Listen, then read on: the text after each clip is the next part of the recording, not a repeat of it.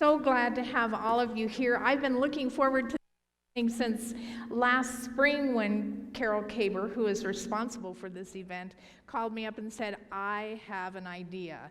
So I've been looking forward to this, and I have too.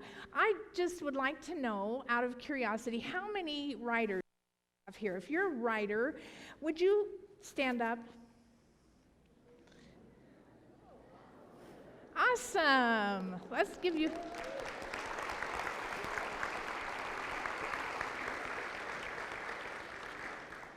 Well, again, thank you for coming.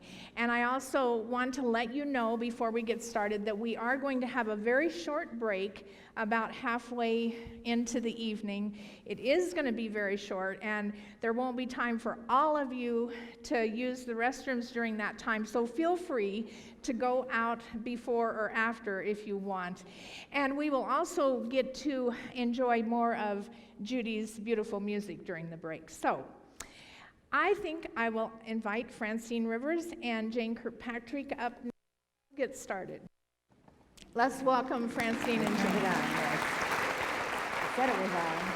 Do you have a preference? Do you have a preference? I think I need it. Jane, that water's for you. Thank you. Okay, we're so happy to have you here. I know summer is a crazy time for everybody, and so for the two of you to take time out of your busy schedules means a lot to us. So thank you very much for coming. And Francine is just recovering from a cold, so she has gone to extreme measures to be able to be with us tonight. So thank you. I have a lozenge under my tongue, so. Yes, she may be speaking a little softly. We'll have to listen very carefully. Anyway, you all had, there's a bio about Jane and Kirkpatrick on the handouts that that you got when you came in, but let me just tell you a little bit more about them. Both Francine and Jane are fiction writers. Both are New York Times best-selling writers.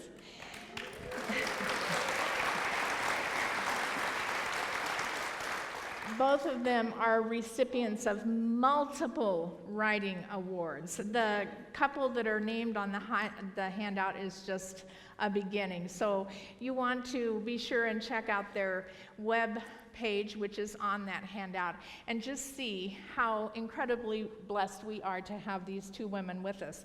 Both of their books have been translated into many different languages. And Jane is from right here in Central Oregon. We love Central Oregonians, don't we, Jane? That's awesome. And Francine is from Northern California, and we love Northern Californians too, Jane. So. I've heard otherwise about Oregonians. My parents came from California to Oregon, and they kind of said, Californians can come and visit, but we want them to go home again. Oh, we like it when you come stay, though. That's good. So we're going to learn more about Jane and Francine as we go on with the evening. And I think I'm just going to start, Jane, with you. I love history, and I love stories. So I was a fan of your books right from the very beginning. I think the first one of your books I ever read might have been the first one you wrote. Was that The Homestead? Yes. But it wasn't fiction, it was a memoir. That was, yes, that was a nonfiction, a memoir about your life, but I was so intrigued by that story, and after all these years, how many years ago did you write it? It came out in 1991. In 1991, yeah. And I read it right when it came out, and there's one line in that book that I have never forgotten that I was just so intrigued by. You described a couple as wearing chaos like a fragrance. And I thought, oh my word, that is the most perfect word picture I have ever heard. And I have used it several times since then.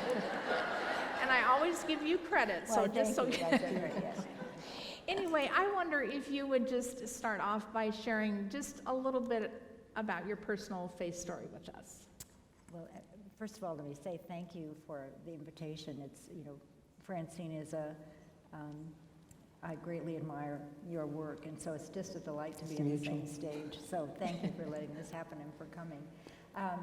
So my faith journey began actually, and this will tell you how old I am, My parents got a television back in Wisconsin when I was 5, and that was 1951. And TV then just basically had the test pattern most of the day. But at 6 o'clock, there'd be some programming, and then I think there was one like at 7 o'clock, and there was a program called Crossroads. And I was 5 years old, and it was a Christian program, and it was about people who making a decision in their life. Something happened, and they'd have to make a decision. And this was about a Native American man. I even remember his name, Jonahunga. I have no idea. Some writer, I'm sure, made it up. But anyway, and he made this decision to follow Christ. And at the end of it, they had a little altar call. Of course, I didn't know what that was. But you came up and you could put your hands on the TV, and it was warm and it was winter. And so, it was kind of cool, and to say the prayer. And so I said that prayer, and I remember that very explicitly, that was a very genuine, understanding for me of a spiritual journey that I was encountering.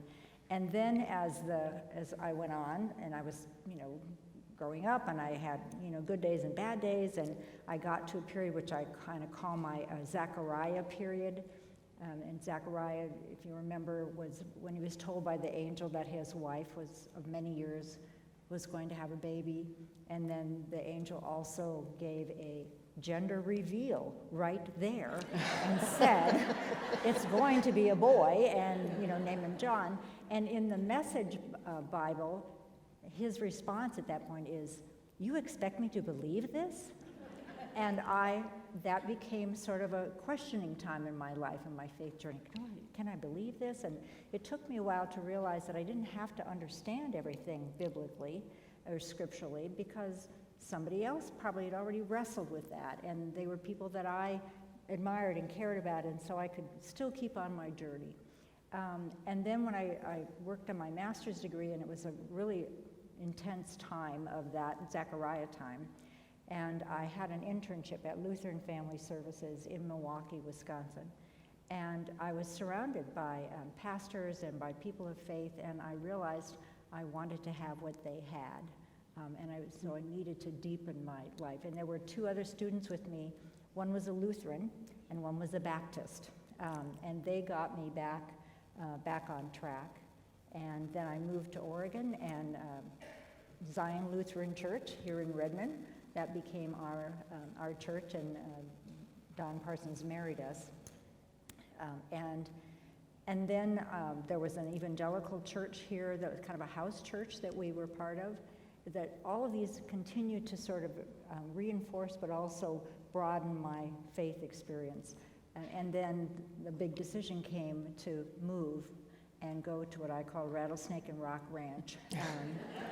And that was probably the biggest leap of my life, and the greatest sort of journey. Verification's not the right word, but it was like I understood that I could do something that didn't make any sense to most of the people in our life, but that I felt it was a calling and that we needed to do it. And I wouldn't be here if we hadn't done that. So that has continued to deepen my life, and writing came out of that, and it's been an amazing journey. So that's abbreviated version. I could go on at length, but Thank you. I appreciated that, James. Francine, my first introduction to your writing was when my aunt handed me her copy of the book Voice in the Wind, which is the first book in your trilogy, The Mark of the Lion, and she said, you just have to read this book. And so I did, and I was riveted right from the very first page, but Jane, the ending killed me. Oh. I just could not believe the ending, and I told my aunt, oh my goodness, I just can't believe it, and she just smiled and handed me the second book of that trilogy, which of course made the ending all okay. And so I was a fan right from the very beginning of your first book as well. Thank you. And I just wonder if you would also share a little bit about your faith journey with us. Yeah, well, I was raised in the church, but I think there's a difference between head knowledge and heart knowledge. I was also reading something recently where, you understand the forgiveness, and then you kind of live your life and figure you have that insurance to get into heaven. And I think that's sort of, the thinking at that time. Rick and I, well, we've known each other since 5th grade. My husband's in the front row here. We're going on 50 years, so you'll know it's a happy ending. But when he was in Vietnam, and my brother was there, and he was captured during the Tet Offensive, and it came out in the hometown paper, because we'd been in 5th grade all the way through school.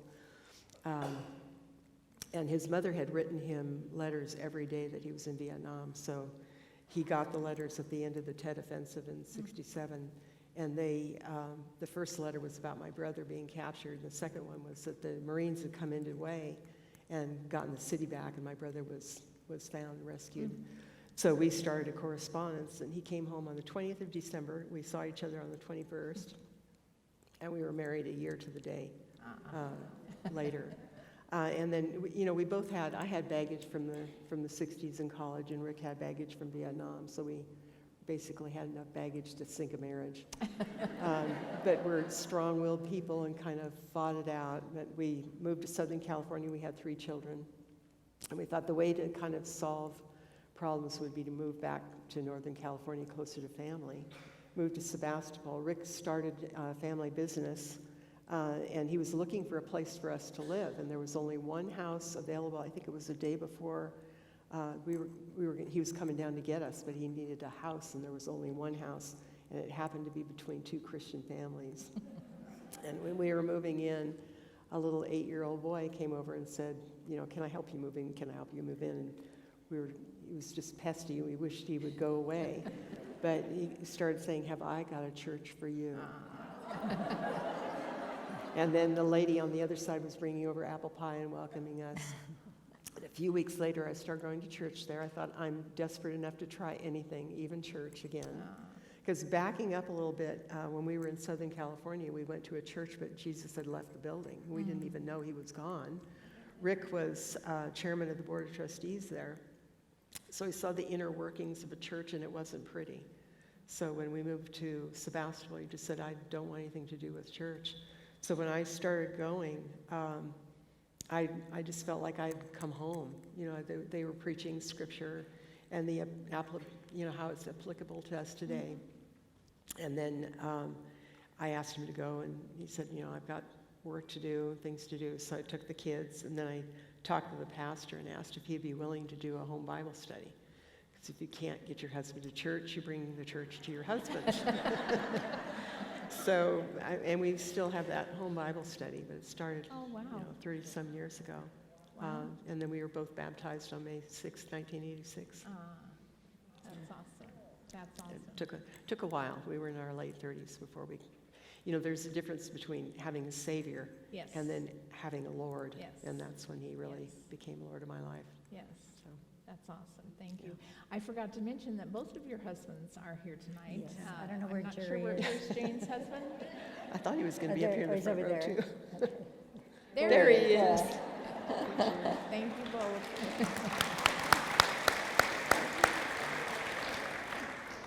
So Jane, did you always have a desire to write, and how did you get started? So I used to write what I called wretched little poems. And they were sort of almost morbid. I remember one was titled, I threw a dead flower away today, and I don't know what the rest of it was, but, so I don't know what that was, but I always liked words, and words were really funny and fascinating, and we lived on a dairy farm in Wisconsin, and I'd asked my older sister what those little things were that were flying around the puddles, and she said they were butterflies. And we had a dairy. I knew what butter was, and I knew what flies were, and that wasn't it. And so, but I just became engaged in words and the sounds of words. And then I had wonderful teachers throughout my life who would say kind things about my writing, and that was very encouraging.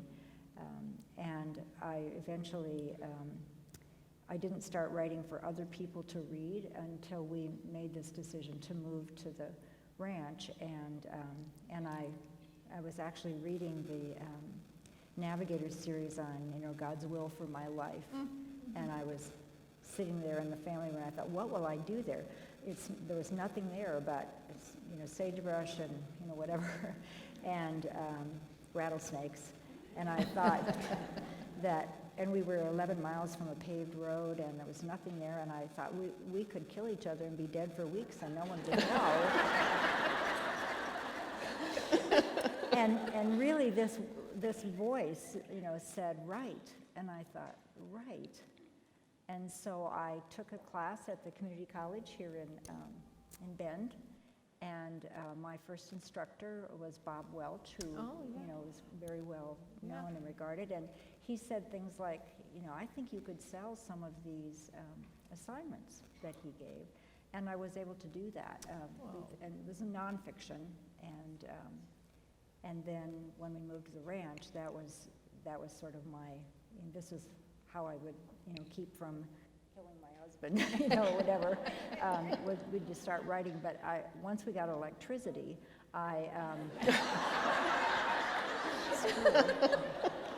started writing to friends, and trying to tell them that we really it was okay. People were so worried about we'd quit our jobs and done this.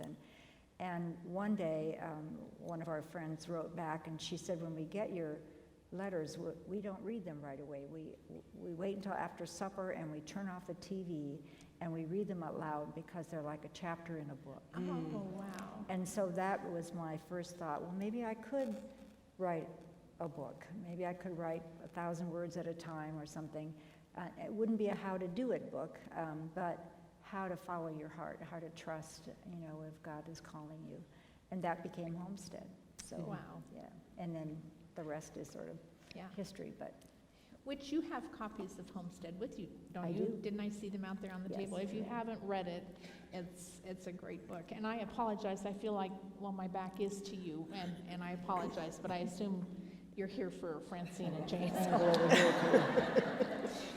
How about you, Francine? How did you first know you wanted to write and get started? Well, I always wanted to write from the time I was a little kid, but I didn't know what I would write because I didn't like to read.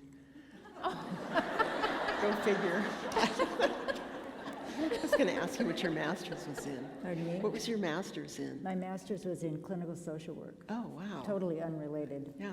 Well, not really. No, but you know really. a lot about human nature. Yes, much about human nature, yes. Yeah. You're a brilliant writer. I love your writing. Where was I here? You didn't Anyway, like to read? I didn't like to read. So when I went to college, I majored in English with an emphasis in creative writing, and minored in journalism because I thought, cover all the bases. And then it wasn't until when Rick and I married, his folks are voracious readers, and he is too, and they read fiction. My parents were nonfiction readers. My dad was a police officer, my mom was a nurse, and they built their own home.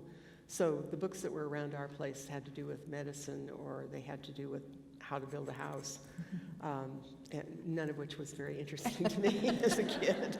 But when Mom, Edith, was handing me Victoria Holt and Phyllis Whitney and Louis L'Amour and historical novels, that really clicked, and I thought, that's what I'd like to write. So I started, I liked Westerns, I liked Gothics, and I liked romances. So my first book was a Western Gothic romance. I didn't realize you're supposed to have just one genre in there, So it was turned down about 13 times, I think, because they didn't know where to put it. And I happened to come into the market at a time when they were actively looking for romance writers. And the first part of my career was in the general market writing steamy historical romances before I became a Christian. So that's my BC life. And then when I came to Christ, it just changed everything.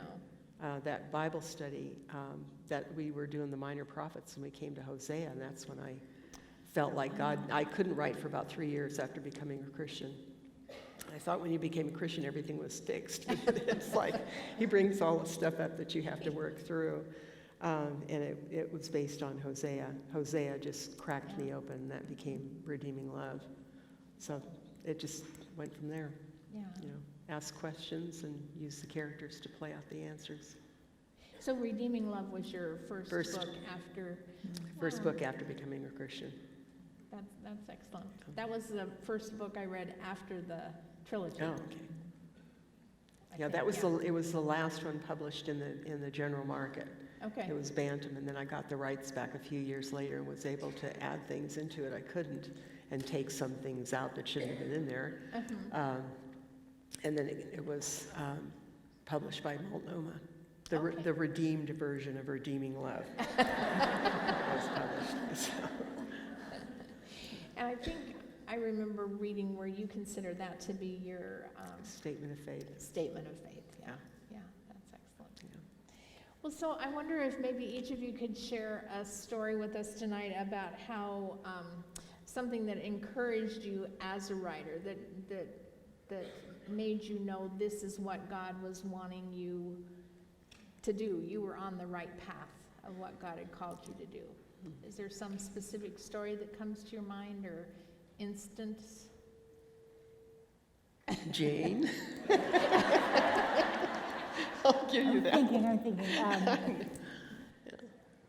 Well, in some ways, that the evening in the family room where I really felt the word to write, and then having an instructor who was a Christian and who was very encouraging,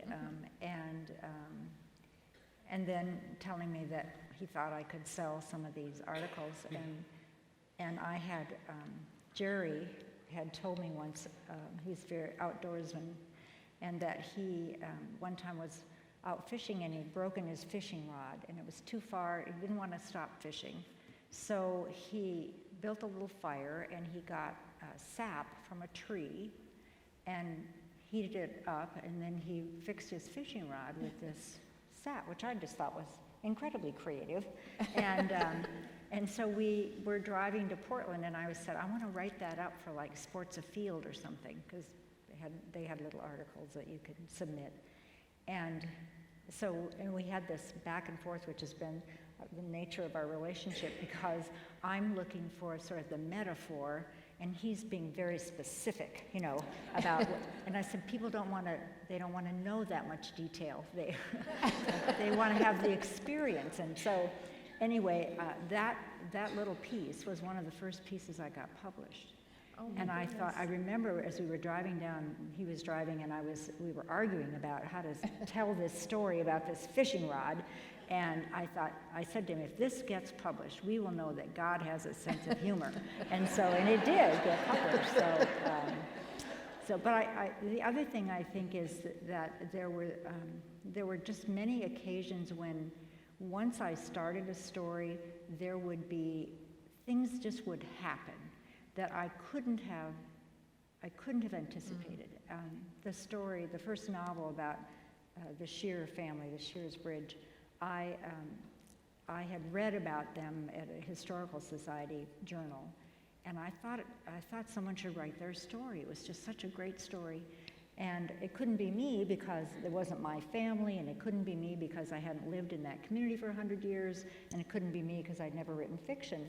And Jerry said to me, if you think it's a great story, you should just write your own version, and if people don't like it, they can write their own version. That seemed like a pretty wise comment. So the next day we went to a historical society meeting, and I sat next to a man, and he said, what do you do? And I said, I'm a writer. And that was the first time I'd ever said that. And he said, oh, what are you working on? And I said, oh, I'm writing the story of Jane and Joseph Shear and their life with the Wasco, Warm Springs, and Paiute people. And I had not yet written one sentence. But I had made the decision that the only time I thought I could write, because I was commuting 2.5 hours, we had this ranch, and was that if I set the alarm at 4, my commitment was to be at the computer by 5, and I could write for 2 hours then before I had to go to work. And so I had done the hardest work. I'd made that commitment. And so this gentleman said, well, you should meet my cousin. And I said, why? And he said, well, she owns the original property their homestead was on. Oh, my goodness. And he said, I think that she would let you walk there. And every one of these books, and I bet you've had the same experience, people say, where did you find that? It's like divine research or Yeah. something, because she did let me walk there, and amazing things happened. And I came across a quote from Goethe, the 18th, maybe 19th century lyrical poet. He said, what people don't realize is that once you make a commitment to something, then providence moves, and things begin to happen that you otherwise never could have imagined.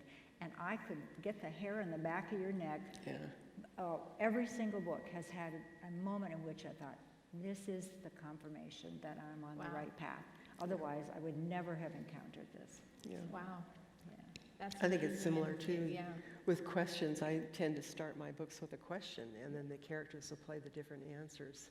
But there's always that moment somewhere in the story where you feel like God is giving you the answer. He's just speaking to you directly, and that makes it worth all the work. That's awesome. Yeah. Do you have a story that kind of sticks out as really being a strong encouragement to you as a writer? Well, I think primarily my husband. When I started writing, the first book I would type and work on it, and then I finished it. So Rick came home one day and he said, well, why aren't you writing? I said, well, I finished the book. And he said, well, where is it? I said, it's in the closet. I said, well, I don't think an editor's going to come and knock on the door and ask if we happen to have a manuscript in the closet. So he just said, nothing ventured, nothing gained. So I really feel like I probably never would have started my writing career if he hadn't encouraged me, and he's been an encouragement all the way along the line. Wow. So. Both of you, your husbands have played a big part in your writing career, it sounds like. That's wonderful. Yeah. Yes, I used to read the chapters to Jerry off the computer, and when I'd finish it, and he'd sit behind me. I didn't want to watch him while I was reading, because if he fell asleep, I didn't really want to know. And he's sort of a hopeless romantic, and so when I'd finish, I'd turn around. If he was moved, then I knew that I had the emotional connection that I wanted. But if he said, oh, I knew she was going to do that, that's the kiss of death. Because I want it to be a congruent story, but I want it to be unpredictable in the sense that you're not getting the same story over and over.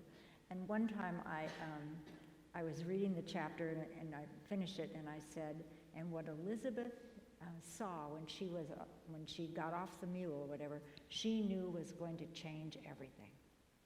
And so I turned around and he said, what did she see? And I said, I don't know. And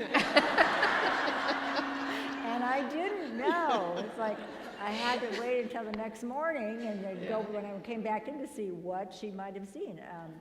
But so that, and the other story for him and the support of me is that I come out and there's various times in which I just say, this is the worst idea I've ever had. This is a terrible book. I can't believe that I thought I could write this. How could I convince anybody that this is going to be worth it? And he said, oh, this is earlier in your process than usual. Really? I didn't think I had a process of this sort of, up and down. So that was very insightful. I mean, he's just a solid person. Yes. These men give us. Our husbands have a lot in common. They have a lot.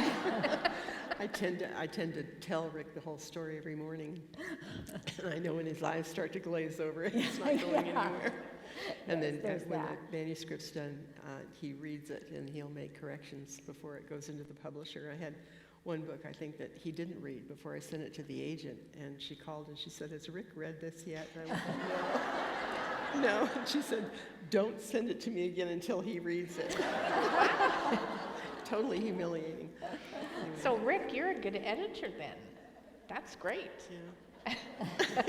He's shrugging. So what do you find the most challenging part of writing? Staying in the chair and doing the work. You just have to look at it as you have to get a certain amount of work done each day in order to finish the book on deadline. So do you have a set amount of time that you write each day? I set more page count now, because I think before I became a Christian, it really became an idol in my life, because I felt like that's where I had my identity. But Rick is a very early riser, so he's got the coffee ready when I get up, and we have our time in the morning together. And then I'll study the Bible before I start to work, and then I try to go for 4 pages a day. So if I finish, by noontime, I can take the rest of the day off. But if it takes me all day, it takes me all day. Yeah. Yeah. Yeah. Yeah. How about, do you go by page count? Do you try to write a certain amount each day or a certain? It's sort of a different practice. It is still early morning for me. I still, Are you still up at 4? I still don't get up at 4, but as I get closer to the end of the book, yes, Yeah. then I'm up at sometimes 3:30, 1:30 or whatever, and then I'll come back to sleep. Oh, but, wow. but the usual, it's sort of cyclical, so that I always have had a book coming out in September, and then I also have a book due in September. So to make that happen, I sort of intensely write June, July, and August, and that's like 8 to 10 hours a day. And I take a break for lunch, but I get up early, and Jerry's had some health issues, so if I can get in 3 or 4 hours in the morning before anybody else is up and around, then that's really good productive time. But I go by, I stop sort of when it seems time to stop, and I do keep track of the word count, and for a while I kept track of the time of the day and how much, to identify the most productive time for me, because I know a lot of people write at night. And I just couldn't do that. I could do research in the evening, but I would lose whole chapters. I would make mistakes in the computer or whatever. But I can write early in the morning. And I have other practices now. I don't end my working writing at the end of a chapter, so that then it's not as hard to come back, because I've done a whole workshop called Staying in the Room. And it's the things you have to do to keep going. And so I quit in the middle of a sentence, and that's how I end for the day. And that way I always know I have something I have I can get back into the story that way. And I will make little notes to myself in the margins, like, look this up, and don't look it up right then, because research is really fun. And sometimes I think I should find out what color Crayola had available in 1910. Wouldn't that be important to know? And it will be at some point, but I could just go on these little rabbit trails. So I make notes in the margin.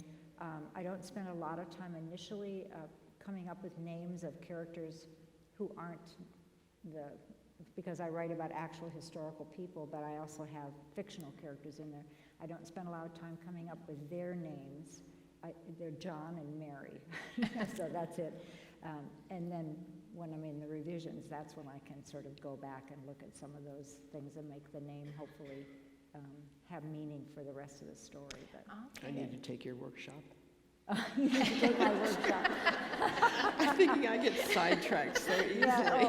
Those little rabbit trails, It's so much fun, and now on Google, and I mean, it's so easy to just tap in there, and suddenly I'm back in, and word origins really intrigue me, and so I just like, oh my gosh, I had no idea that, the Greek word for character means to chisel, and isn't that interesting? Because that's what happens. A character is carved out, and so I mean, I'm lost. Well, it's obvious that both of you do huge amounts of research for your book. So, do you kind of do that all the way through while you're writing the book, or do you research the subject before you ever get started? What's your process for the? I tend to do most of my research up front, and then I don't retain, so I make binders, and I have information in different sections that I can refer to, and then I'm researching as I go. But I need to remember that, writing notes in the margins, because I get really sidetracked. But the research can take over. You just want to, that's all you want to do. Yeah, I'm sure. Yeah. How about you? So actually it's part of that cyclical, because so for 3 months I'm intensely writing, and then the book that I finished the year before comes out, and so more on the road and touring and things like that. And then I'm researching the next book at that point, so that I'm always aware of what's the next book going to be, so that I can get it finished. But I would say that I probably spend sort of up front, I have a practice. It's actually from a book which I highly recommend called Structuring Your Novel by Robert Meredith and John Fitzgerald. And they suggested 3 things. You answer 3 questions. And the first one is, what's your intention? And that's kind of the elevator story. Like you get on the elevator and somebody says, oh, you're a writer, and you've got 1 floor to tell them before, So, and it requires that you sort of get it down to that. And the second question is, what's my attitude towards this story? And the corollary to that is, what do I feel deeply about? Because one of the great purposes of fiction is to move people, is to engage the emotion. So that's the second question. And the third question is, what's my purpose in writing this? And the corollary to that is, how do I feel a reader might be changed by reading this book? And I might write many, many, many, many pages to answer those 3 questions, but I will try to get it down to 1 sentence each. Mm-hmm. And then in tiny type face, I put that on the top of my computer. And then I start, and I've got the research, I do timelines because I have real people that I'm writing about. So I get the timeline down, and then I start to write. And when I get partway through, and the muddle in the middle, as we think of it, and I start that, oh, this is a terrible book, I can look up there and say, wait a minute, what was your intention here? And what do you feel deeply about? And how do you hope a reader is going to feel at the end of this book? And it just keeps me on track.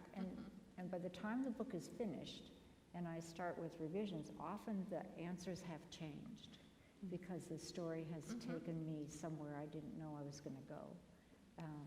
But that it keeps me, it provides a border for that, not getting lost and moving around. And sometimes I can say, oh, this would be really intriguing. I wonder if I should have a little side story about that. And then I can look up and go, what was your intention? What's the purpose of this? And if it doesn't fit that, there was a memoir writer who said, don't get on the train. That the story is moving forward, and don't try to get on another train that's going on another track. Keep it on the train you're on. So, and that's just been a helpful way to try to manage the research. And then I always have to start writing before I think I should, because otherwise I would never start writing. Oh. I would just keep researching. Yeah, so, yeah. Well, even thinking about writing a book, it's like too big to think about that. It's 1 page at a time. And I'm a pantser, so I don't have any of that structure. I have no idea. I have a question, and then I have a couple of characters in my head, and it's just sort of, okay, start on page 1 and see where they take me. So when you start to write a story or a book, you don't necessarily know how the story is going to end? Well, I know it's going to end happily. Okay. Oh, I like that. Why write if it's not going to have a happy ending? And when you're dealing with the Lord, yes, it's going to have a happy ending. Absolutely. Yeah. But it's the journey. I don't know what's going to happen on that journey. And I have to turn in, a short, proposal to the publisher, but they already know that it's not going to look anything like what she's turning in. So they've learned that over the years. Yes. It's not going to look that way when it's done. So, I'm thinking of your Mark of the Lion series. So, as part of your research, did you actually go there? No. Did you? So. No, books. Lots and lots of books. Just pure and reading. research. And Rick and I went to Rome later on, but we didn't go before I was writing the books.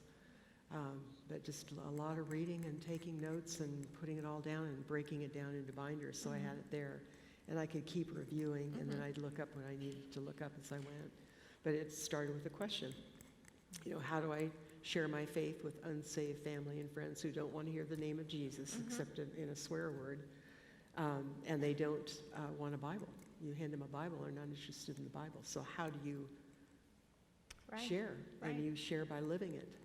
Yeah. And that's what I learned, writing it. It's not what you say, it's how you live, because people watch you, and then there will come a time when there's a question asked, and God gives you the words at the time. It's not a matter of preparing and memorizing all this. It's God gives it to you when you need it. So, but it took a year and a half to learn that. So I think of Francine as a real writer, because I feel like I sort of cheat because I have these lives that I write about who have already lived, and I'm trying to answer a question about them, but I already have this skeleton, of the spine of history, and I write around that, and so. But you're also confined by that, and your Well, writing you is are brilliant. confined, that's true. But I did try to write one just totally out of my imagination, and I wanted it to be called Oprah Doesn't Know My Name, and it was going to be this book about this writer who thinks if only she could get Oprah to know her name, then all life would be good for her. And I did write that book, and it didn't do that well. So, and part of it was I didn't have that spine of history. Right. So it was an interesting. But just to comfort you, I did one book. I think it was like 1,200 pages, and it ended up I threw it in the garbage because I didn't like the characters at all by the end, and I thought this is kind of loosely based on my family.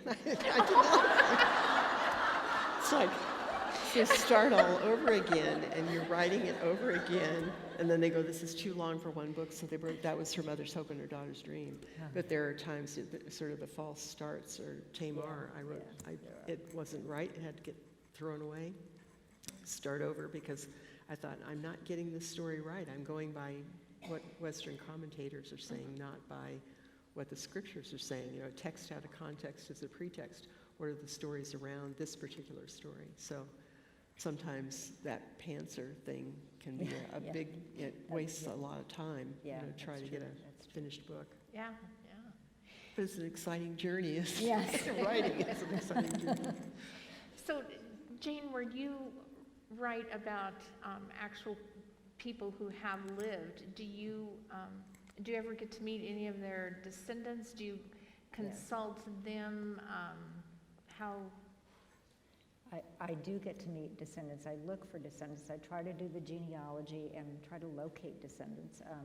Sometimes it's one of those divine things that happen, and sometimes somebody will tell me, like this gentleman who said, you should meet my cousin or whatever, and that led me to other people.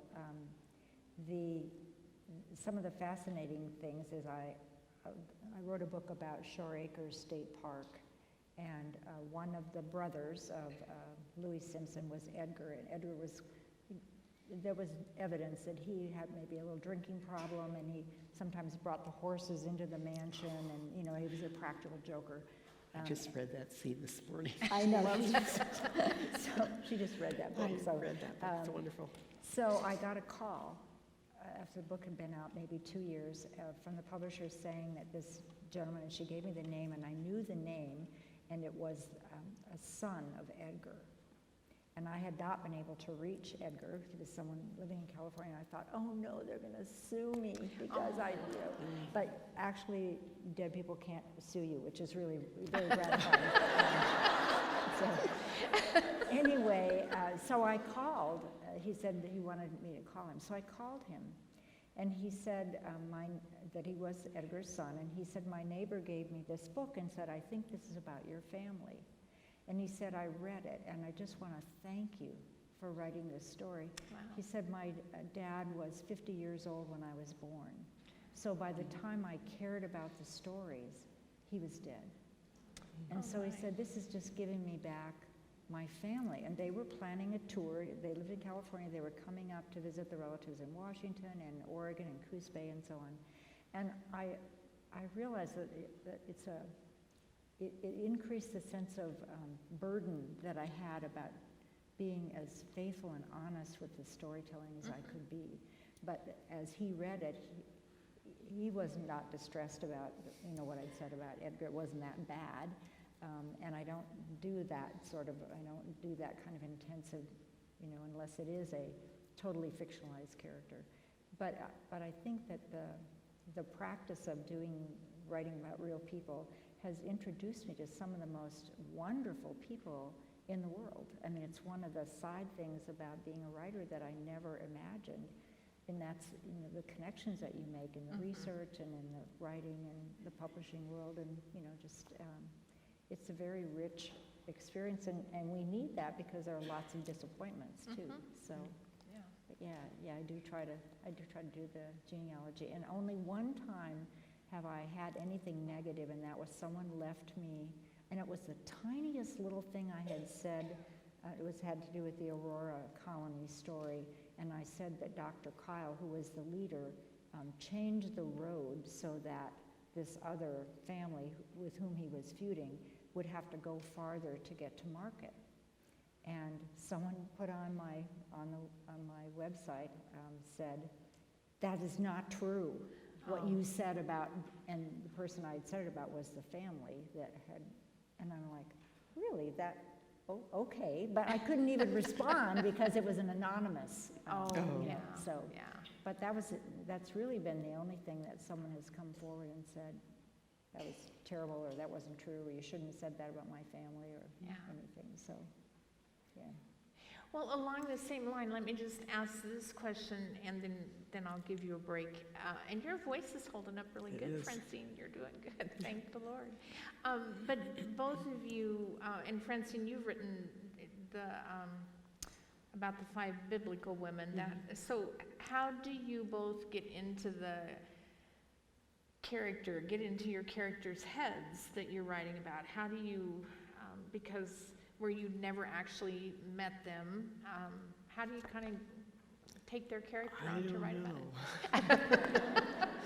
it? I think just reading the story over and over again and trying to imagine yourself as that person is what helps me, and then reading about the times and the manners and all that for the biblical fiction. But mainly reading the scriptures over and over again. And is that, do you enjoy that process? I do, and very much, but it's like, with biblical fiction too, I always tell people this is one person's view of that particular story, and there's so many other ways to look at it, to not take that as the truth. It's fiction based on the scriptures, but it's my way of seeing it. But I think that the value of what you do when you write like that is you bring those women from the Bible to life and make them a living person, a woman just like us. Right, right. Have all the same emotions and reactions. So, yeah. How about you, Jane? Do you have any tricks for getting into the... I have this little writer's prayer that I cut out of Writer's Digest like 40 years ago or whenever it was. And one of the lines is, "Help me to enter and live my story." And I just read that over every morning when I start to write, and help me to just forget about, is this going to be okay? Will the agent like it? I'll just try to get rid of that. Oops, don't you like that? Sorry, Paul. I just did in my little. But the other thing that has helped me, is that easier? Have you had trouble hearing me? But you laugh in all the right places, so. I can hear you. Yes. So several years ago, this is maybe a longer answer than you want, but several years ago I was at a Women Writing the West, which is an organization that I belong to, and they had asked 4 women of color to paint their version of the American West. And these paintings, there were just 4 of them, but they were so moving to me. And I realized that the themes of them were really the 4 themes that run through all of the way I look at my characters. And they are landscape and how people react to their landscape, how they interact with it. Is it a challenge, or is it something where they get nurture from? Landscape relationships, who leans on who's the strong one, who's the powerful one or who's the struggling one, work, how people did things, because I do historical, and how people relate to their work, and why is the work important to them, and how are they enriched by that, or are they challenged by it, or are they, whatever. And then the last one is spirituality. What are those? How do those four threads go together? And spirituality for me is how people think about their faith journey, framed by an awareness of death. And there was a writer, a great Oregon writer, Kim Stafford, who wrote a book called 100 Things Any Boy Can Do, or How My Brother Disappeared, and it's a memoir about his brother's suicide that he's written 20 years later. And there's a section there where he talks about our characters created by how we get out of the cellar of sorrow, is how he described it, and move towards some sort of light, no matter how dim nor strange. And I think about the women that I write about, how I knew that at some point we would have electricity and running water and all these things, but a lot of the women I write about never knew if it was going to get better. So what did they draw on? And their faith was often a major piece of that, but there were also the arts. There were the creative part of them. Maybe it was music, but every one of them, and I think for us as human beings, each of us has to find that part of us that helps us go up the rungs of that ladder. And so that's part of what I'm looking for when I'm researching the characters. Yeah. So, okay. Yeah. Thank you both. And I think we'll take a break now, and I think someone's going to come show you the way. We're going to give them a chance The Wizard of Oz curtain. to get out of here a little bit before all of you. I just want to let you know that Judy, who is the pianist, she does have CDs for sale out at the table, and she's going to be playing during the break. And also, there were 5 or 6 women who were in line for a book signing with Jane Kirkpatrick when we had to let them come back in. So if you would be so kind, if you get in line to have Jane sign some books during the break, let those 5 women, or however many there were, get first in line, because they had been waiting quite a while. And I had one other announcement that's kind of leaving my... Oh, if you have questions that you would like to ask Jane or Francine, if you write them down on a piece of paper and give them to me during the break, then we will read your questions here toward the end of the second session, okay? Thank you very much, and here comes your escort right now, ladies. And we'll see you in 15 minutes, so keep a close eye on your seats. We'll get started with the second half. I want to apologize because I've heard from a lot of you that you haven't been able to hear really well, and hopefully we've got the problem resolved. But if you can't hear, would you just, and I know some of you were waving and I didn't see you, but maybe stand up and holler or something. Because we want you to be able to hear Jane and Francine. So, welcome back to the stage. Did you each have a minute to catch your breath? Yes. Yes. And I know we had to cut their sign short, but you will be here for a little while afterwards, so those of you who didn't get your book signed yet, you'll still have a chance to. And I would ask the same thing I did the last time. Those of you who were in line at the break and didn't get a chance, you get to go to the first of the line, okay? You'll just have to tell everybody that you were there before, okay? Well, look at all these piles of questions I've received. Everyone has lots of questions they want to ask you, so let's just see what... Well, question number 1, Francine, when is your next book coming out? I have no idea. I have an idea for one right now, but I kind of want to take an old BC book and write it with a whole new viewpoint. Maybe it should stay there. I don't know. Your husband just cheered you on. Oh, with that, yeah. yes. Anyway, it's 1870s Comstock, silver mining town. So, which that time of history really fascinates me. So, Excellent. Well, we'll be waiting for it. thank you. And Jane, I think you have some really fun news to tell us about a book that do you have available here that's not available anywhere else yet? Yes, that's true. You Yeah. want to tell So them? the book is called One More River to Cross, and so it's here. It's officially not out till September 3rd. So this is its first appearance in public, so be kind to it. But it's based on a wagon train that wanted to bring wagons through the Sierra Nevada into California. And they were largely Catholic families from Ireland. They went to Canada, then Missouri, and they were coming across.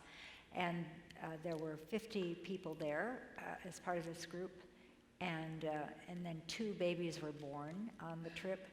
And everything went famously until they got into the area that was the same place that the Donner Party had their catastrophe, only it was 2 years before the Donner Party. And they made very different decisions. So to me, it's a story about sheltering each other and leadership and faith and the ability to keep crossing rivers, even if they're flooded, and even if they're unfamiliar, and how we are able to keep going. So I hope you'll like it. It has a happy ending. Yes. Good. I am particularly fond of happy endings, Yes. so I'm glad to know that. That's excellent. And just to make sure you understood, nobody else can buy this book yet, so you really literally get it hot off the press. So make sure you stop by the book table. So someone wants to know if you two have met each other before tonight. We have. We have. But it's been a long time. We were talking about it earlier, and we met in Los Angeles at a Christian Booksellers Association meeting. So, Cool. And it was really brief. Yeah. I mean, it was sort Yeah. of passing in the night, so it's a delight to I've been actually looking had a forward conversation to with. this for a long time. That's fun, and then you get this chance Yeah. tonight. Yeah. And there's so many similarities between you, just as we were visiting, Yeah. just your backgrounds and your history, and I think someone said you're the same age, and just your lots of similarities. So it's Yeah. fun that you get to And meet. she, Francine doesn't know, but she really inspired me greatly. When my first book came out, A Sweetest to the Soul, a gentleman from somewhere in Idaho wrote to me and said he had liked the book, and he said, my writing reminded him of Francine's writing. And at that point, I had not read. Well, I take that as a compliment. Yeah, well, I had not read anything of yours, and so I immediately went out and got the Voice in the Wind, Oh, and yes. was hooked. And I took it as a great compliment. I can tell you that. Yeah. So there was a connection there. Yeah. Since you mentioned The Voice in the Wind, one of the questions someone asked me was about that trilogy, Francine. So the character, it was all fiction, right? Yes. But you just researched the time and events and everything that was done around that time. So that part is authentic, but the characters are fictional. Yeah, I wanted to have one character that was a struggling Christian, and how God would work through that person. And it was supposed to end with one.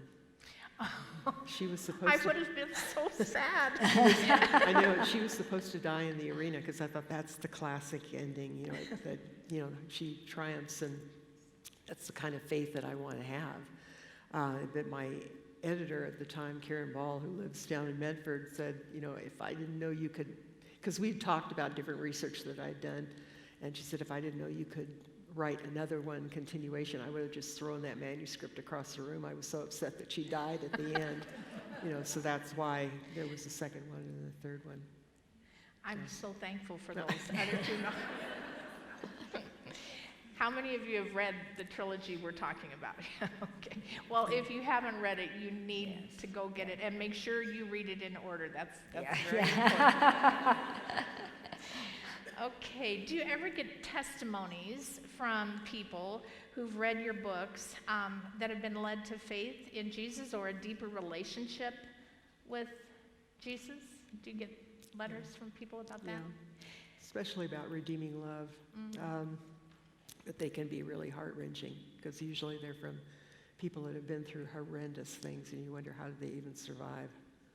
And I tend to read the letter, I respond, but then I destroy the letter because they're so personal that you just don't want anybody else seeing it. I will tell you, my neighbor is the one who gave me a copy of Redeeming Love because it so changed her life, and she was so, she related to the story, and it made a tremendous difference in her life. So Thank you. I know that. But and you said you've gotten Yes, some. and I'd say that one of the really gratifying letters that I got have come from missionaries who live in another culture, and so the stories that I've written that involve Native Americans and those series, they said, for them, they have to live. It's what you said earlier. They have to live their faith, and that the stories that I write about are about people changing and bringing people to know Jesus by how they live their life, even if they're not talking about it at various times, but that they see that. And it's sort of my own experience of wanting to have what other people had, and how that moves us then to find Jesus. Yeah. Is everyone hearing okay this time around? Okay, good. Do you have a circle of people who are praying for you when you're writing your novels? Do you have kind of a support group in place? Not assigned, but I belong to a group that meets every year, and we pray for each other through the year. And we meet for brainstorming up in Idaho every summer for about 4 or 5 days, and we just throw ideas in a circle and just talk writing. Called it we pray in the morning, start with a devotional, and then we plot, and then we play. That's awesome. But it really is. It's fantastic to get would together love with that, other yeah. writers and talk about the writing life, because it can be kind of strange for other people. Our husbands who have to live with us. Well, that does bring up a question that I was going to ask you, because writing can be it is very solitary. So what do you do for outside interests? How do you kind of keep yourself connected with people? So I would just like to say that I don't find it isolating. I never feel less alone than when I'm writing, because I've got all these characters in my head. So, I mean, it's like, I remember the first time somebody said that to me, and I thought, I wonder what's wrong with me. I don't feel isolated, but that doesn't mean that I don't need to leave there. I mean, I could live in the 1800s very happily as a way of avoiding other things that I don't want to have to deal with. So Rattlesnakes. there's that, but it's hard not to stay connected in the world with, if you're choosing to live fully, that then you just have to deal with family things and health issues, and so I think I go into my office and write in part to get regenerated, rejuvenated, even though it's fatiguing, but it's also very energizing. I think anybody who does creative work finds that it's draining, but it also, you feel good for having done it. Somebody said once that they didn't know if they liked writing, but they liked having written. And I like that too. Probably somebody like Ernest Hemingway or Yeah. Yeah. Okay. Cool. Well, we bowl on Fridays. I'm learning to bowl. I'm mainly in the gutter most of the time, but we try to get out and do things together. So, because Rick is retired, so it's like I can't be sitting there, because once you get into a project, you become kind of obsessed with it. Yes. To finish, especially when you get close to a deadline. Yeah. So we attend church and we're active in other things, so we're connected. Yeah. That's cool. So your favorite thing to do when you're not writing, what would that be? Gardening. Gardening. Rick calls it the cha-ching, cha-ching. We bought a fixer-upper. Rick has Parkinson's from Agent Orange in Vietnam. So we were living in a house that had lots of stairs and stuff. So my daughter and I thought, it's time for us to move. Well, Rick gave us a list. This is what it will take to get me out of this house. And we happened to find one, but it was a fixer-upper. So we did the inside and the outside.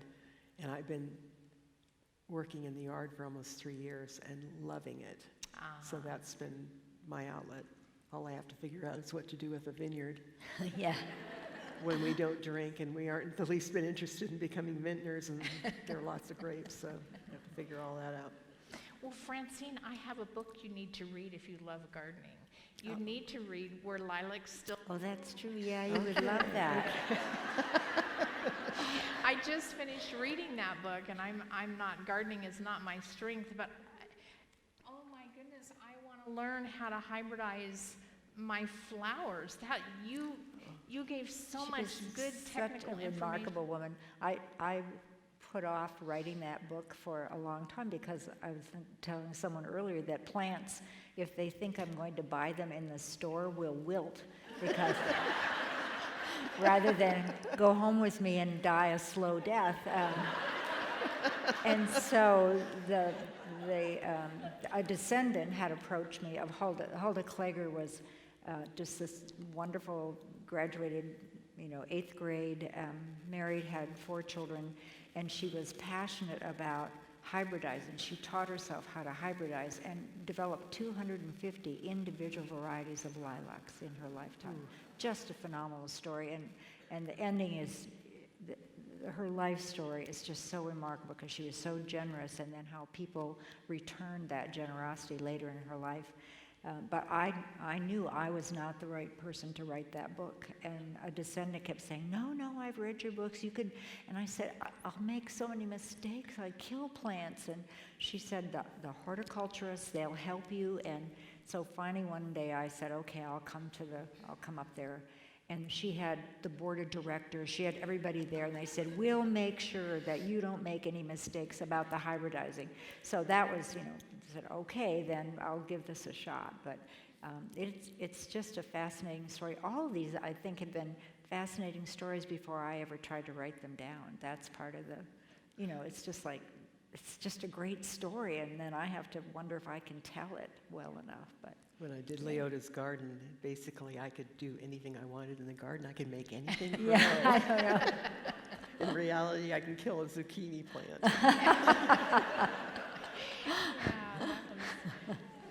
I just discovered, I was Googling on Amazon, and Hulda Klager, which the story is about, you can order her lilacs on Amazon. Yes, you can. And yes, it's amazing. So red lilacs, she developed red lilacs. And if you go to visit, you can visit any time of the year, but if you go to visit the 3 weeks before Mother's Day, you can tour her home and purchase lilacs there. Mm-hmm. And they have madrigal singers, and it's just, I usually sign either the Saturday before Mother's Day or the week before Mother's Day.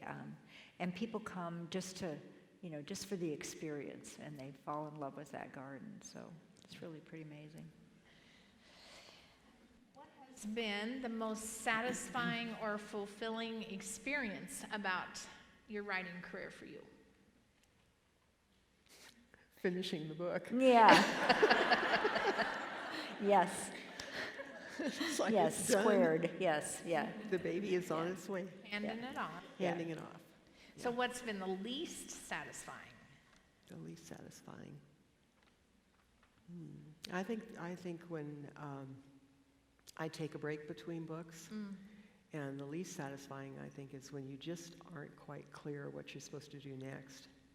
And a lot of times I'll have the idea for the next one's already beginning to just stir in me before I finish the previous one, but that's not happening. This time it took time. Yeah. So it was sort of, maybe I'm done. Because I tend to think, okay, each book is a separate entity, And I don't take it for granted I'll be writing another one. Okay. It might just, that's it, because Right. God can change your direction. Right. And I also, when I started writing in the Christian market, I never wanted it to take over the importance that it had before. So it was like, if it ever begins to become that again, God, just take it away, because it's what I do, not who I am. Yeah. How about you, Jane? It's the marketing part. Mm. It's the social media. I just really don't like to go online, but I feel like I have to, because, and so one of the ways that helps me with that is I have that newsletter that I do once a month, and then I know that for the first few days after that, I'm going to be online responding to people, which is, and then I feel okay about that, but I don't go on Facebook as much as I should, to sort of promote. That part just drives me crazy. And I don't tweet, Yeah. But I do read, That's what it's all about. there's actually some kind of an online thing that says, the best tweets of the week, and the best tweets from moms, and the best tweets from, and I read those because they're so funny. So I do go, I don't add to those, and I don't do anything with them, but read them. So, and that's my favorite thing. If I'm not writing, I'm reading. So, Yeah. but not necessarily online. That's just harder. Yeah. Well, I think they're tending to have, the newer authors are almost expected to do their own marketing. Yeah. Oh, right. How right. they go in and they meet the editors, and the editors are saying, well, how do you want to market this book? It's like, isn't that the publisher's job? Not so much anymore. Yeah, that picture really. Yeah. Yeah. So, more difficult. So I want to know what you were doing, or how you learned that you were made the New York Times bestseller list. How did you find that out? And did you celebrate it in some way? A little. I remember because we were at, and I'm trying to remember the name of the mansion back east, some super wealthy person, but I was on a book tour, and the Tyndale people were with me, so they told me, that it had gotten on the bestseller list. I remember that they'd asked me where I wanted to go, and there were two places that I wanted to go. And one was I can't remember the name of the mansion, it's terrible. But there was a McDonald's outside of this mansion that was kind of a takeoff. It had the beautiful ceilings and Oh, like yeah, like the mansion. So I wanted to have breakfast at McDonald's. And I wanted to go to a Waffle House. I'd never been to a Waffle House. So those are the two big fun things I did on that trip. And I have a mug to show for it, Anyway. So you celebrated kind of small too. Well, it was the publisher had emailed me and said that it had made the New York Times bestseller list, and we were just at home. I mean, I think I just went yippee or something like that, and I didn't really know what that meant, exactly, but it was a delight. And I think the first time you got on the New York Times bestseller list, for some reason you and I we were emailing back and forth or something, and you had said that was the first time after, and I remember you saying, after all these years, I'm finding out, and I thought to myself, really, that's your first time? Because I thought of you as a New York Times bestseller list all along.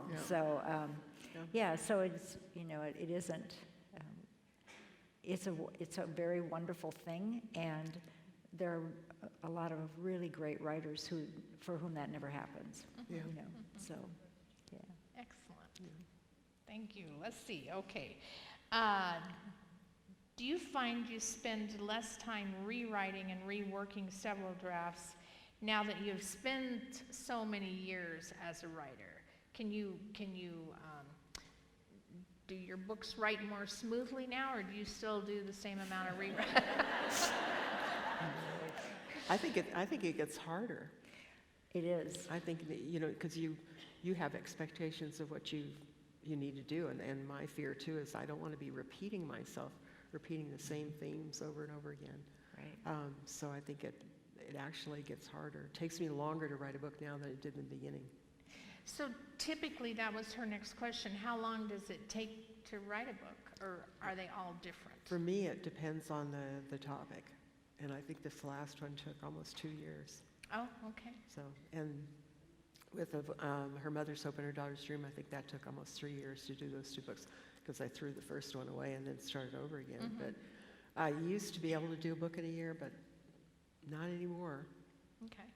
Just can't do it. Maybe I'm getting older. I don't know. We're getting older now. So I'm still doing a book a year.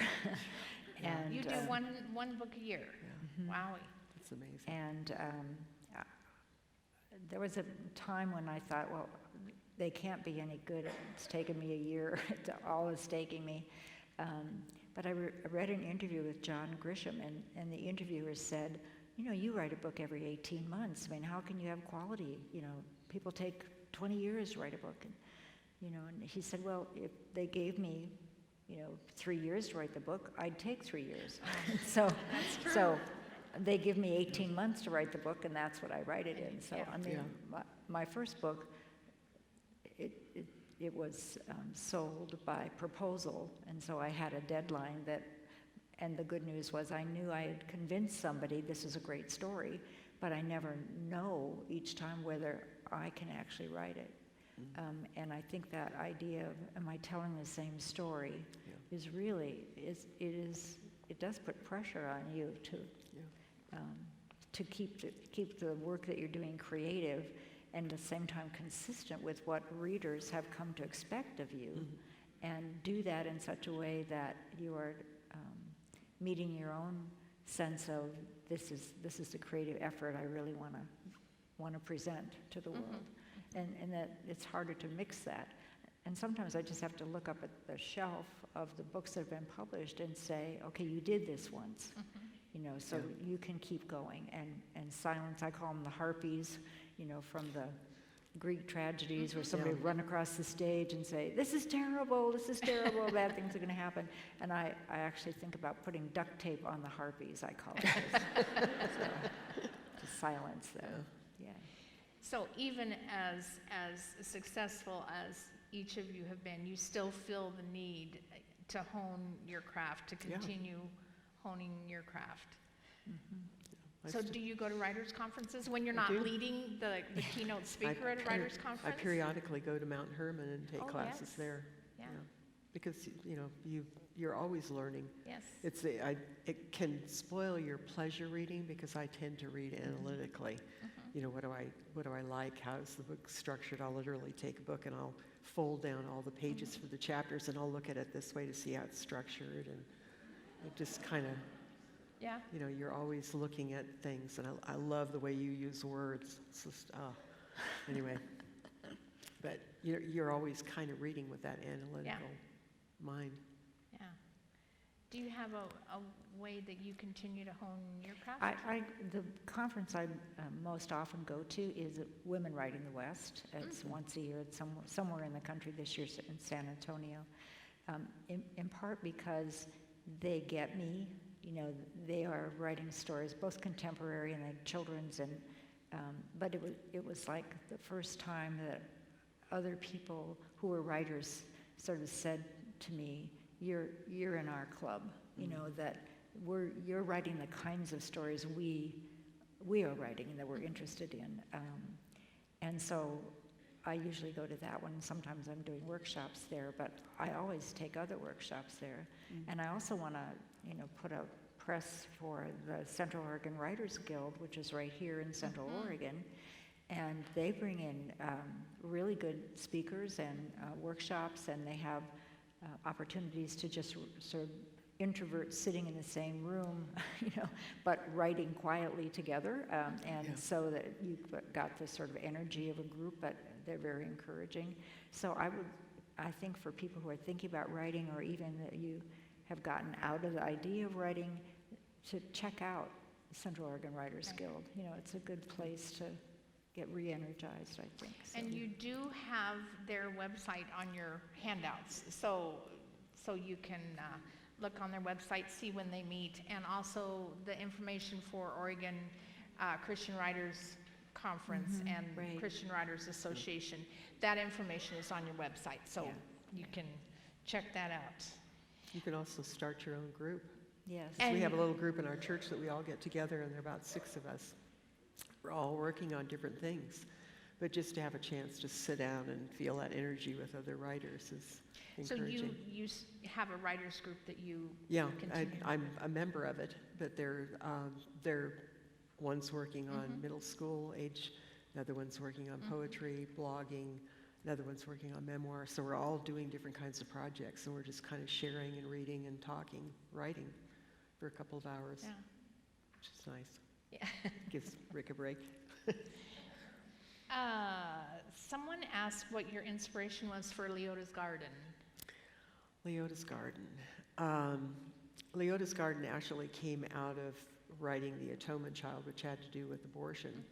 And I remember as I was reading materials, research materials, there was a program on TV and they were talking about why are so many children killing their parents. And I thought, why wouldn't they? When you raise an entire generation to believe that, well, life is expendable if it's not convenient or it's too expensive or whatever, we can just end the pregnancy.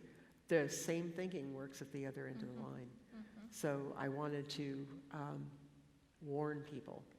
So people always ask me, why did I kill off the main character? So you don't have to buy the book now that you know the story. But it was really to shock readers and make them think about, what she was about to do that got kind of stopped, but also that God's will prevails anyway. There was another way that it happened, but that we really need to protect our elderly. Yes. Because I think the time is coming, and it's not that far off, where euthanasia will be practiced. Yes, I agree. Okay. What I found so powerful about the Atonement Child is that you addressed it from the 3 generations. Yeah. Well, that was a really personal story for me because I was dealing with an abortion I had in college. So I was exploring that whole thing of forgiveness, and my mother, I found out, had had an abortion. So my story is Hannah's story, and Evie's story is my mother's story. So it was a very hard book to write, and that year was really, really difficult. But all the things that you tend to fear are going to happen, don't. I was expecting to get real flack from the pro-abortion group and get the other flack from the Christians. So, and it was interesting because when I started working on that book, my editor knew that I had an abortion, and the board kind of called her in and said, we want to know, did she have an abortion? And she said, I can't, and I promised not to, and they really pressured her in. She said yes. So Tyndale said, go back and tell her we're behind her 100%. Oh, wow. So I had the backing of the publisher, and it really was the most healing book I ever wrote. So, Yeah. and Rick had to deal with the aftermath of something I had done when he wasn't in my life, and so that was a lot of our story too, the struggles that you go through. Yeah, it was powerful. Thank It was you. a powerful story. Let's see. So what is your favorite, this is for both of you, what is your favorite piece of advice for new writers? Write what you need to read. To write, you need to read? Write what you need to read. Are you saying to write you need to read, or write No. what you need, Write. read what you need to write? Write what you need to read. Gotcha. Oh, I got it. Oh.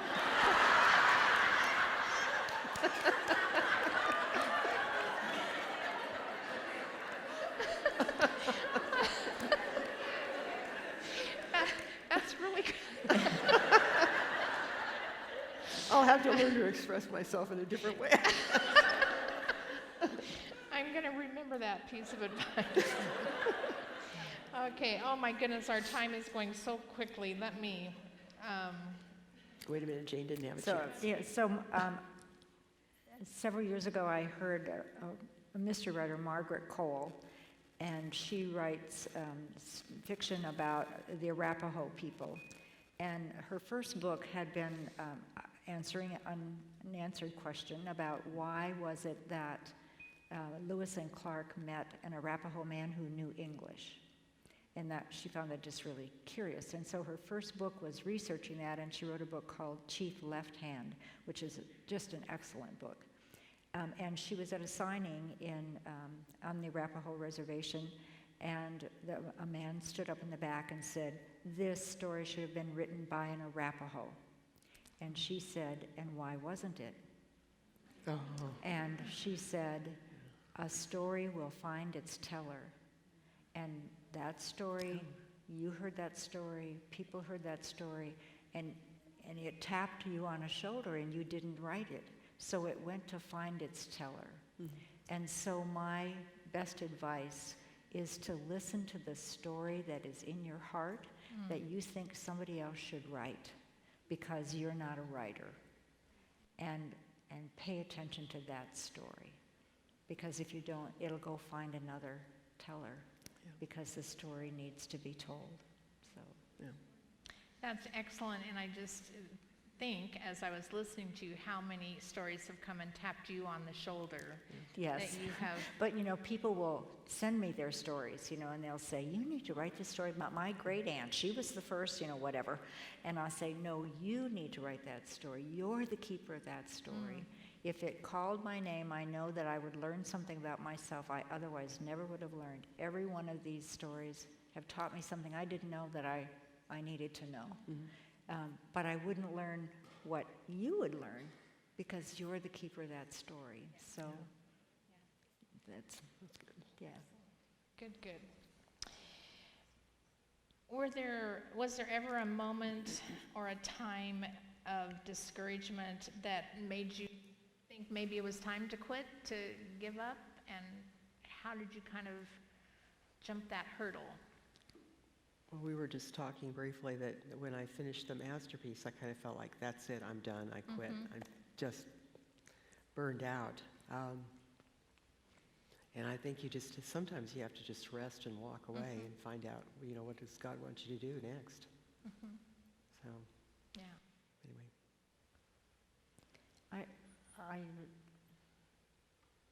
I think after I finished Homestead, I thought, okay, everybody has a book in them, and now I've done my one book.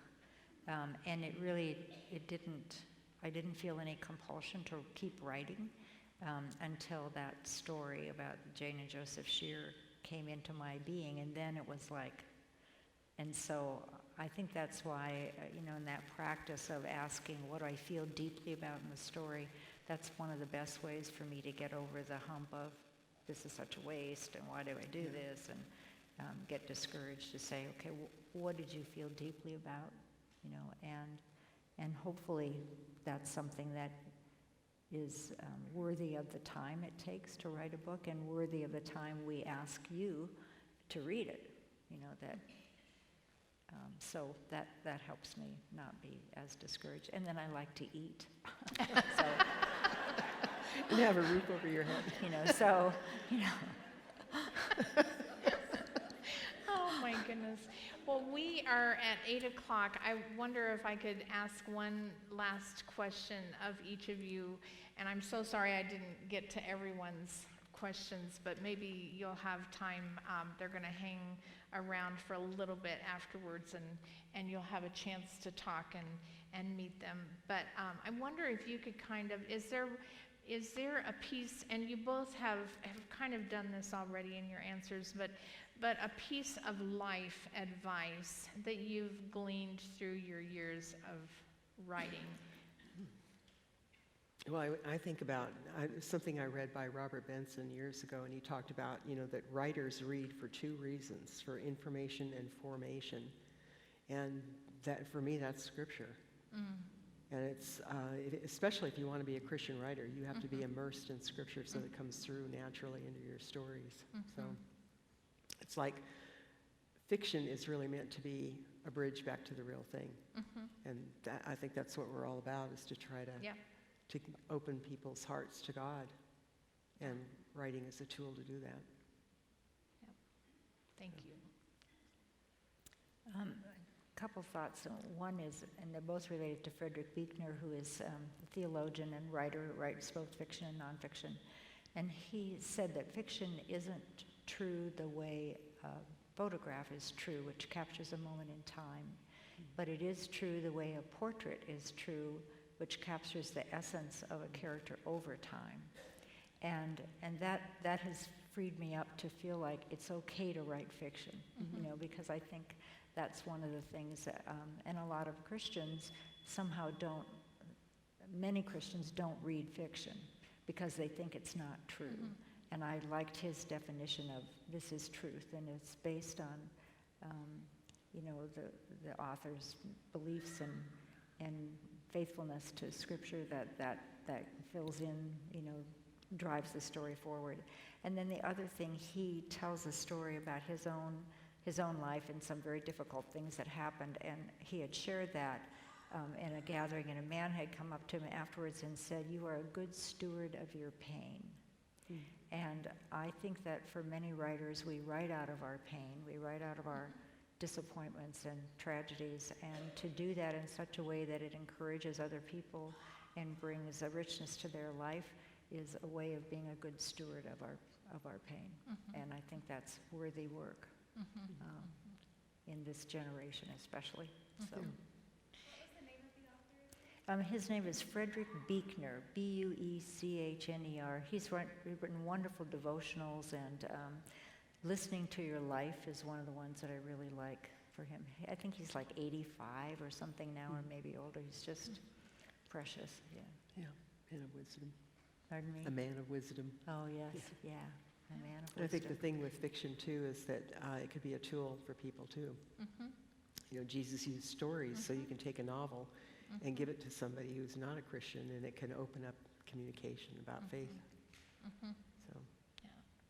I think the one thing that struck me that both of you said, and Jane, you said when you start a book, you reduce it down to one essential sentence, and you said something similar around that time, and then you kind of hold that up as your measuring stick. And I think if we do that with our life, what we really want our life to be about, and just keep that always in our front, so we aren't going down these other train tracks that aren't in our best interest. So I thank you both for sending me home with that message tonight. And thank you all for coming. I neglected to introduce myself at the beginning, but I am Jan Mathers. I live here in Central Oregon, and I think the best way I could describe myself is I am a fan of Francine Rivers and Jane Kirkpatrick. So thank you all for coming. Thanks for being here.